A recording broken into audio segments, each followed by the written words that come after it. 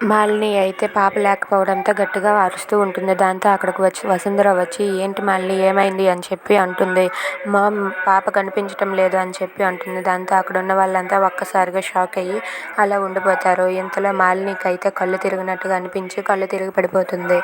దాంతో మాలిని అమ్మ ఏమైంది ఏమైంది లే అమ్మ అని చెప్పి మేరా అంటూ ఉంటుంది. వసుంధర కూడా లే అమ్మ మాలిని ఏం కాదు అని చెప్పి అంటూ ఉంటుంది. నాకు తెలిసి ఇదంతా ఆ గౌతమ్ అలాగే మల్లియే చేసుంటారు. పాపని వాళ్ళే ఎత్తుకొని వెళ్ళిపోయి ఉంటారని చెప్పి అంటూ ఉంటుంది. దాంతో అరవింద్ మాలిని ఒక్కసారిగా షాక్ అయ్యి మల్లి దగ్గరకు వెళ్తారు. ఇక మల్లి అయితే వాళ్ళ ఇంటి దగ్గర ముత్తైదువులందరికీ తాంబూలం ఇచ్చుకుంటూ అందరి దగ్గర ఆశీర్వాదం తీసుకుంటూ ఉంటుంది.